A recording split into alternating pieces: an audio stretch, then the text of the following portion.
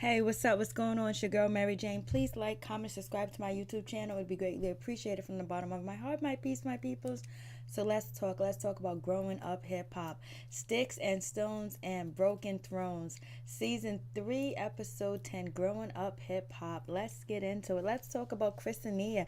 She doesn't have a sister. Tiffany's not her sister. She's another scam artist. And Christina was so relieved and so happy that that woman was not her sister. She was like, thank you. Whoa. If there's a heaven, my prayers was answered because this woman is not my sister. But she said she wasn't surprised. Nobody was surprised. So, we get to Bree, we get to TT in Egypt. They're sitting at the beach, and basically, Brianna, she comes up with like a nice idea to write a letter to all the people that that she wants to forgive. She wants to really write a letter to herself to forgive herself for all the things that she put herself through, and basically write these letters and throw it in the ocean and let the ocean take it.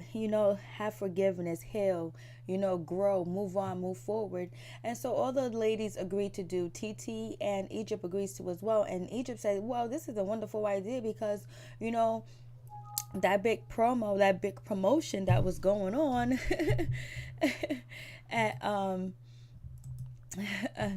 for her mom's book or whatever, that big reveal about the book and how it was elegant put, and how Pep was going in and going on and on and on about TT giving her the book, and then Pep going towards the piano chair, taking the book out, unwrapping it, and giving it to Egypt. It was a whole big promo.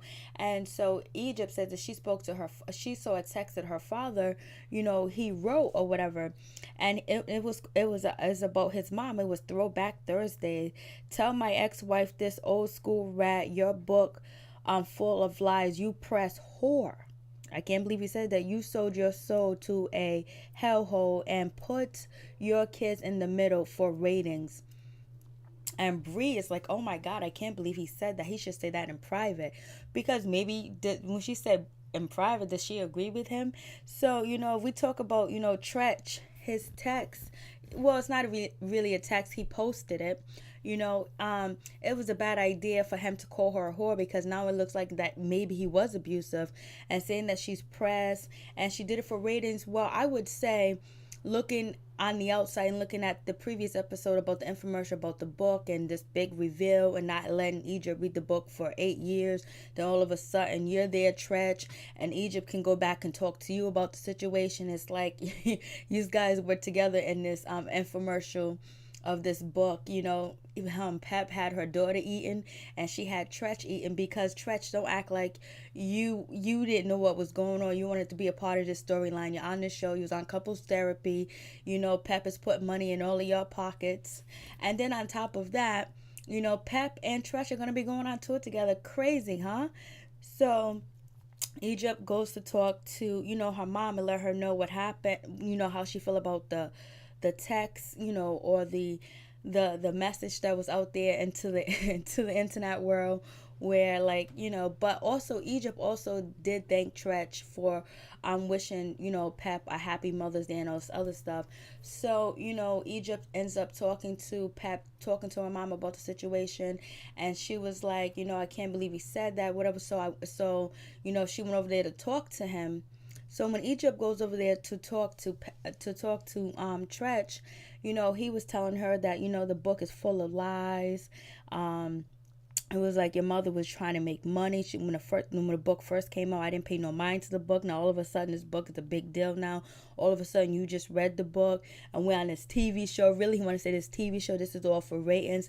It was like there was so many big emphasis put on things. There was so many more facts and all other stuff, and actual identifying situations and things like that were put out since she'd been on this show. Like, that's what he was kind of like insinuating, in my opinion, that he was like, it's the book got so extra now that it's being filmed on the show, and you talking about the book and you coming to me wanting an apology. So basically he's just telling Egypt that he felt like this book is was done for ratings, for money, and the book is a lie, it's not true, and all this other stuff. But he does want to talk to Pep and, apologize to her, apologize in some type of way so he can bring his family back together and they can, be a whole family. I guess that's what he's what he's insinuating. He was that book was actual, was inaccurate, was infactual, factual. He goes, and I let it slide, but now I gotta talk about it because now we all getting paid. But at least, he's able to tell his side or whatever. Because when the book first came out, he really didn't say nothing. So now on the show, he's able to tell his side of the story. It's a good plot line to have, Tretch, to have Pep, and then to have Egypt. So it really shows you that she is growing up hip hop. Naughty by Nature is her father. Salt-N-Pepa, Pep is her mom, and so basically it just shows that they work together. It's some camaraderie. They're cohesive. They know how to get that dollar, but ain't not wrong with it. They're doing it together as a family, right? But hopefully Tretch and Pep can actually forgive each other and work things out and come to an understanding and be there to support each other and their daughter, because things do happen and people do live wild and crazy lives. And that's what Tretch was saying, that he was young, he made some mistakes, he did some things, he was uncontrollable. So it's like him saying he's uncontrollable, him throwing out that that text, that Snapchat, or that Twitter message, about calling Pap out of her name is not a good look at all, especially when he's close to his daughter. He wouldn't want a man to call his daughter that, so he shouldn't call his daughter's mother that, even if he does feel that way. So I was like, they're really pushing this book. They are pushing this book. So then on from that, Boogie, Boogie's talking. He's talking to Damon Dash. They're talking about him facing jail time. He could be going to jail and all this other stuff. And Boogie was like, I'm not drinking. But Boogie, when he cut to his confessionals, he looked high. When he has on the sunglasses and the way that his speech was going, it just seems like he was high talking. Boogie was talking about he's not drinking. He don't want to create any more problems. Damon Dash was like, are you worried about going to jail, man? And all this other stuff. Boogie's like, I'm not going to mess up no more. Poor Boogie needs help. He needs rehab. He needs counseling to find out why he continues to get high, to find out what is he trying to escape from, just to find out what it is going on, because he does need help, because he always seems high. He seems intoxicated. And so Pep does talk to Egypt, telling Egypt to let her know that Tretch is going to be going on the tour, is going to be joining her tour. So they're going to have to work together. So then, Pep tells Egypt that there is a fashion show. It's Angel Bricks, and she wants her to walk in it. And Egypt is so happy. It's the next day. So Egypt feels like it's a good thing to have her father come there, so Pep and her father can talk and kind of like work things out. She's trying to be the peacemaker, but it's not going to happen. Tretch is not going to show. He's going to get stuck at the airport. He's done with his filming of this topic right now for this episode. So he's not going to show up. And so Angela, Pep, Troy, and who else? Angela, Pep, and Troy. What did Angela and Angela, her hair and Pep was almost alike, but only thing is Pep hair, no, it was Pep and Egypt's hair was just almost, alike. Also TT's hair, their hair was just like, all alike. They had them big ass hair and the big curls. I mean, they was just like, hey, this is it. And so Andrew Brick's fashion show, Troy's gonna go, Pep's gonna go, Christina's gonna go, Adonis is gonna go, and TT's going, Brianna's going, and Romeo's going, and Boogie's going. Vanessa's going as well. Angela's gonna be a no-show. Oh goodness. And so that fashion show, well, it was the location looked nice and everything. It did look nice or whatever. So then we get Chris and Nia. She talks to Adonis and they talk about her going to Angel Brick's fashion show. It's going to be pumping. It's going to be off the chain. I wonder if this is a fashion show where Meek Mills had his boys or his friends just jumped off the truck to attack Safari. I wonder if this was actually the event that it happened at. But anyways, um, Christina, she goes to New York and she meets up with Angela. She chills with Angela. They're having a good time. And guess who's in the building? Bow Wow. For some reason, Bow Wow's in New York with these ladies. And he's sitting somewhere else. Christina calls Bow Wow over. He comes over. They chat. You know, you know, you know how when you haven't seen somebody in a long time, Bow Wow said he hasn't seen her in 4 years and things like that. You know, they talk, and you can see Angela acting all giddy and like kiddish and nervous at the same time. And Bow Wow's acting like he's the man, like, hey, yes, you know, we got to meet up. I want to see you. I want to talk to you. So we'll do that. All right, peace. I'm out. Let's go. Come on, my homies. Like, he's just, you know, the top G, top chef, top dude, top, top everything. And I don't know if Angela was just like, you are too much, Bow Wow. Like, oh my God, this just seems so fake. So anyways, Angela, she agrees to meet up with Bow Wow later on and hang out, you know, the next day or something like that, because they haven't seen each other in a long time, and to catch up to see what's going on, what's going on in each other's lives.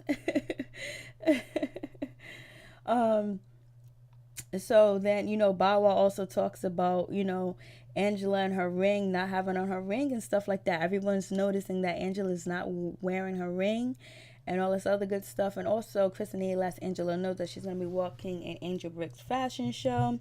And at her fashion show, DJ Khaled's going to be there and all that other good stuff. So, you know, they're doing their thing.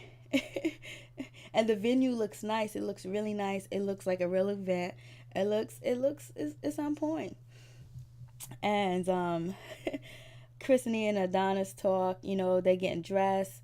I mean, Christina, she's getting ready, and they was like, you know, don't worry about, you know, Pep, TT or whatever. All of them gonna be here. They're gonna fly above the clouds. They're gonna fly above the haters. They just gonna get it, take care of their business, get their money right, I guess. That's what they're gonna try to do. And then Christina, she lets, you know, Vanessa know that, hey, Angela's gonna be hooking up with Bow Wow, and Vanessa's like, why she didn't tell me? She said she's gonna tell me everything. Like, she's not gonna tell you everything. She's like, you don't tell her everything. Come on, don't play us. Don't blow this out of proportion. Then it doesn't need to be blown out of proportion at all. So Angela and Bow Wow, they meet up, they take shots, but Angela only takes a sip and Bow Wow takes a real shot, and they start talking, and Bow Wow tells her, like, I told you wasn't going to get married. Ain't no man going to marry no girl that he hasn't had the punani or he hasn't opened up that FedEx box. And Angela was like, no, what are you talking about? And Bow Wow was like, yo, you ain't happy? Like, you used to post pictures of you and your husband, you and your fiance and all this other stuff, and all of a sudden that died. You don't wear your ring. He was like, I can tell you're not happy. Angela was like, where you getting this from? Why are you blowing up my business?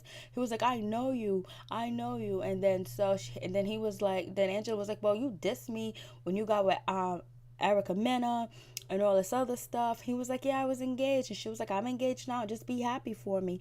And so they never, you know, he never got a home run with Angela or whatever. So he's thinking that he can be back in her life, or befriend her, or try to be friends. And he said he's going to stay in her life or whatever. And he says he better not find out that Angela is lying to him. He tells Angela, like, yo, I better not find out later on that you lying to me, because it's going to come out in the blogs. That's just how it is. You know, what goes on in the dark comes out in the light. And she was like, well, can't you just be happy for me? And she's getting kind of nervous, and she's getting to her when she gets skeeved by people trying to confront her and try to get answers out of her. She gets skeevy and she's ready to go, because she doesn't like confrontation, and she doesn't like to face things that she felt are negative or can make her look negative, because she knows how people can swing things or whatever. But she's definitely not trying to meet up with Brie. She's definitely not going to the fashion show. She's definitely don't want no filming time with Brie. I wonder if Brie's ever gonna catch up with Angela and get that conversation she wants. So they do their thing. They're talking, and Bow Wow was like, he just doesn't think that she's happy and all this other stuff. So we'll see what happens with that. And So they're gonna possibly keep in touch. Bow Wow was like, "Can I come to your house?" She was looking at him like, "What?" Bow Wow wants to know if he can get some of that. And then Angela tells Bow Wow that she was a one and done. And Bow Wow was like, "There's no way you're a one and done. There's no way you got pregnant the first time." And Bow Wow said it's possible, but he doesn't believe it happened. Bow Wow says to her that he believes that he didn't say it in these many words that they had sex multiple times and then she got pregnant. But Angela's sticking to her story. She's sticking to her guns. She's letting you and everybody else know it was a one and done. We had sex one time and I got pregnant. Yep, only you believe that, Angela. And you should believe that because it's your body and you gave birth. But I don't buy it. Bow Wow don't buy it. And Angela doesn't like him calling her out on that. Like, she was like, she's ready to go. And so Egypt, she gets that phone call. Her father's not showing up. He's not coming through. And to the fashion show. And so, they get to the fashion show. Everything looks good. Boogie's there. Everybody's there. Everybody looks good, with the big hair. It's just like the hair is just a little bit too much. Egypt hair looks nice. What is her name? Christina, her hair looks nice, but that's kind of like the same hairstyle Angel Briggs had on when she did another fashion. She took a photo shoot, but it's a normal hairstyle, purple and white. It's in the video display list or whatever. And so then, they do their little thing. Boogie, it was like he's not drinking. He tells, Rome that he's not drinking or whatever. Like, yeah, right. Boogie is bad. Boogie had that syrup. He had some Zan. He had something allegedly because he looked lit. He looked lit. He looked lost. He looked like he don't even belong there. He's just like, he looked like he's waiting for his next hit. Like he needs another one. He's just like, okay, how long we gonna be filming this? I gotta go. I got things to do. I got dealers to meet. And so, anyways, and so then, what is her name? Christina, she goes up to TT and she was like, yo, let's let everything between us be bygones. Let's just move forward. And, TT's like, okay, cool, we could do that. So it was easy for Christina to make up with TT because TT, they don't have a history and they don't go way back. And this is like the first time, I guess, Christina feels like TT came at her, but her and Brianna has a lot of things that have happened this season and other seasons where, Brianna was calling her out, messing with, Adonis, saying go F that old man and being mad disrespectful to her about the situation, about to apologize, but then ripping her a new one and all that other stuff. And, Brianna feels like she wants to apologize. She says she does, but who knows? And so, because Bree, she texts,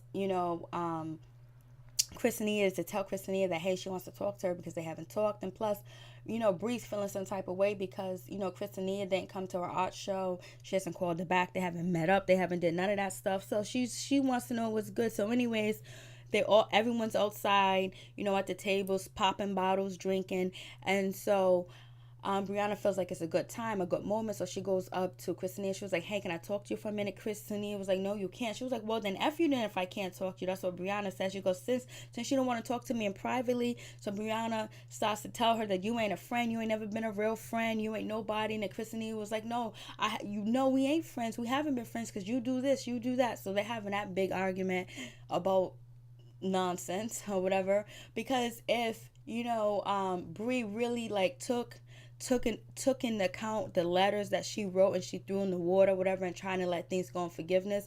Once, Christina said, no, I don't want to talk to you. You can't have a moment of my time. She should have said, okay, cool, then peace.